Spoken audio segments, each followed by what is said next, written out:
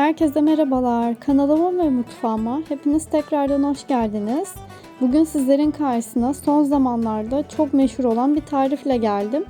Bugün sarımsaklı ekmek yapıyoruz. Domino's'ta yediklerinizin aynısı. Artık dışarıdan almanıza gerek yok. Evde daha güzelini en az malzemeyle hiç maliyetsiz yapabilirsiniz. O kadar güzel bir tarif ki hiç sarımsak kokusu da yok.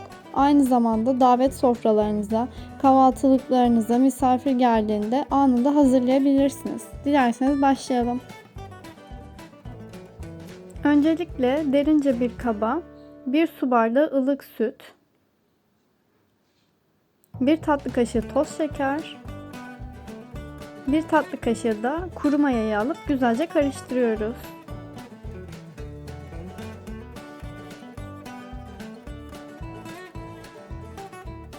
Mayamızın aktifleşmesi için 2 dakika kadar güzelce karıştıralım.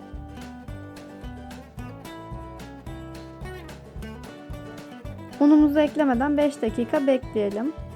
Evet, 5 dakika bekledim. Şimdi unumu ilave etmeye başlıyorum. Toplamda 2,5 su bardağı unumuz var. 1 çay kaşığı da tuzu ilave edip karıştırıyorum.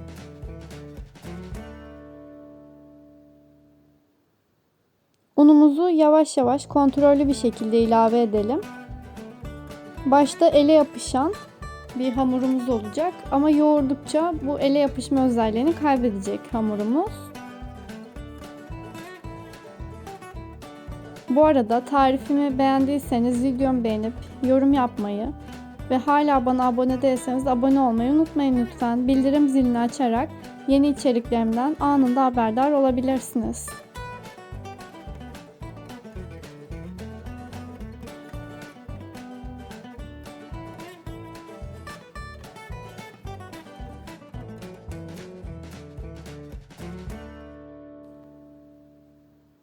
Unumuzu toplam 10 dakika kadar yoğuralım.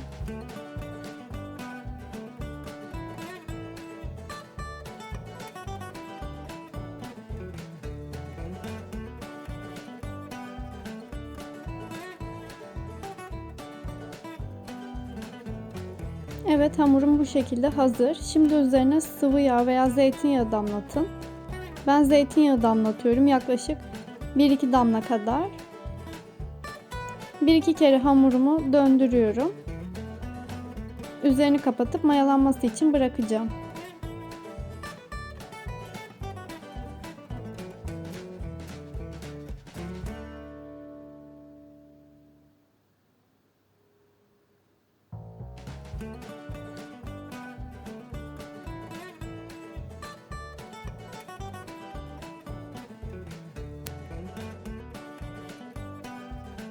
Evet, şimdi hamurumuzun üzerini streç filmle kapatıp mayalanması için 1 saat dinlendirelim.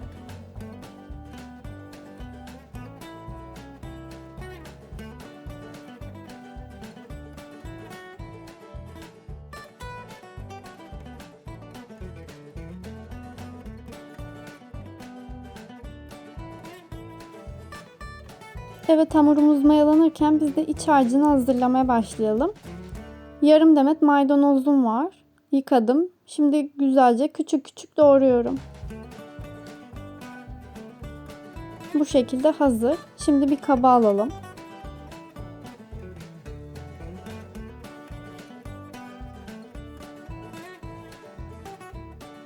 Üzerine 10 diş sarımsak rendeleyelim.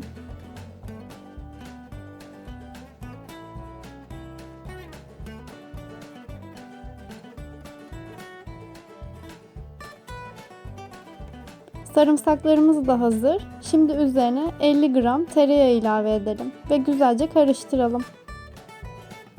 Güzelce tereyağını eze eze karıştırmaya özen gösterelim.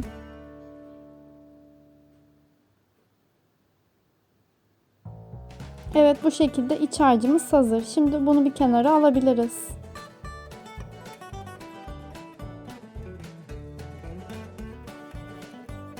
Evet, hamurumu tam 1 saat beklettim. O kadar güzel kabarmış ki.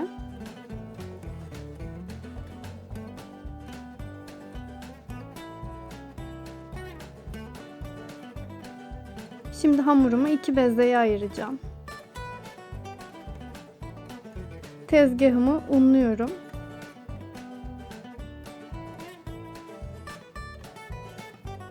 Hamurumuzun fazla havasını alıp bezeye ayırabiliriz.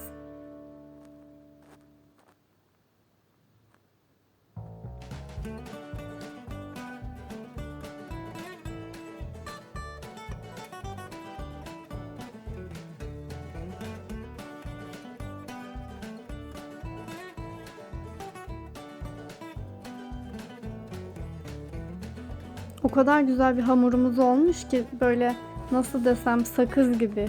Ne kadar çok yoğurursak hamurumuz o kadar güzel, kolay bir şekilde açılır. Zaten hamurumuzun renginden bile belli oluyor.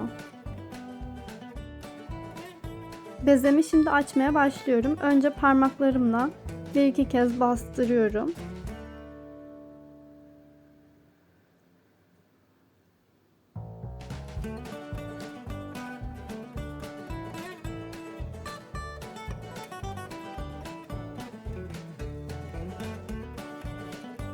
Bezemizi güzelce açalım. Evet, bu şekilde servis tabağından biraz büyük olacak bir şekilde açtım. Şimdi öncelikle maydanozlu iç harcımdan bir kaşık aldım ve açtığım bezenin yarısına bunu güzelce sürüyorum.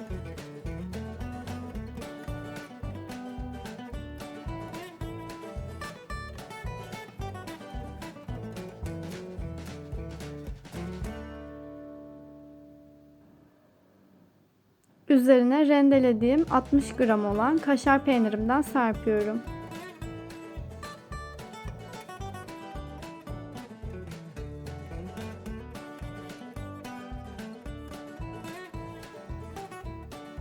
Ben üzerine pul biber serpmeyi tercih ettim. Siz isterseniz kurutulmuş acı biberler, yani evinizde varsa bundan doğrayıp küçük küçük onu da ilave edebilirsiniz. Daha sonra hamurumuzu yarım ay şeklinde kapatıyoruz.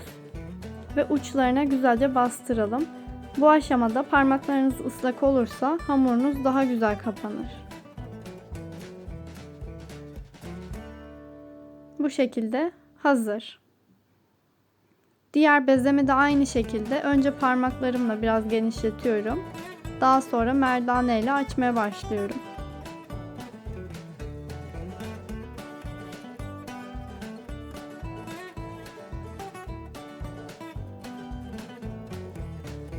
Servis tabağından biraz büyük olacak şekilde açtıktan sonra maydanozlu iç harcımdan sürüyorum. Bu arada iç harcın hepsini kullanmayın. Üzeri için de ayırın. Aynı şekilde üzerine de biraz sürmemiz gerekiyor.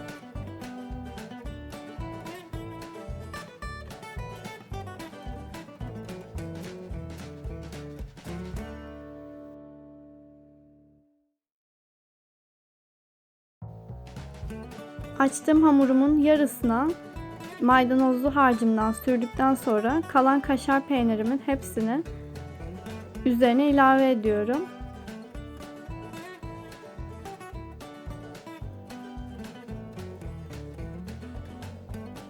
Son olarak tekrardan pul biber serpiyorum. Yarım ay şeklinde kapatıp uçlarını bastırıyorum.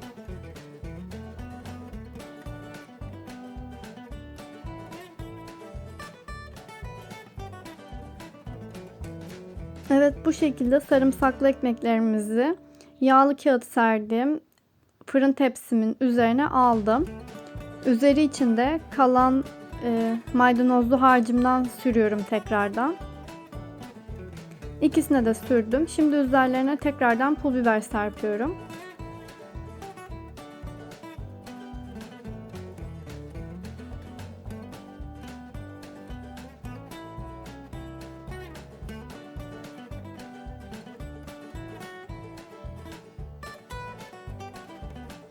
Ekmeğimin üzerine birer parmak genişliğinde çizikler atıyorum. Bu aşamada kesinlikle alt kata inmeyin. Yani çok fazla derinden kesmeyin. Sadece üzerinde çizikler olması yeterlidir. Ekmeklerimizi önceden ısıtılmış 230 derecelik fırında 12-15 dakika arası pişirebilirsiniz.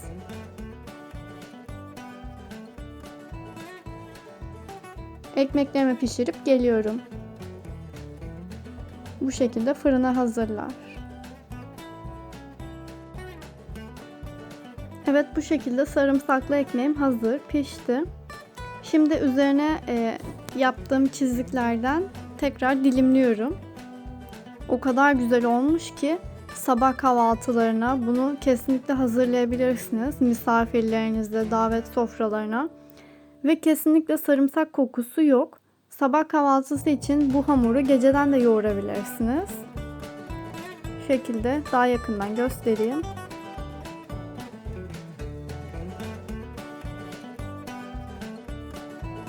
Bu arada tarifimi beğendiyseniz videomu beğenip yorum yapmayı ve hala bana abone değilseniz abone olmayı unutmayın lütfen. Deneyecek olan herkese şimdiden afiyet olsun.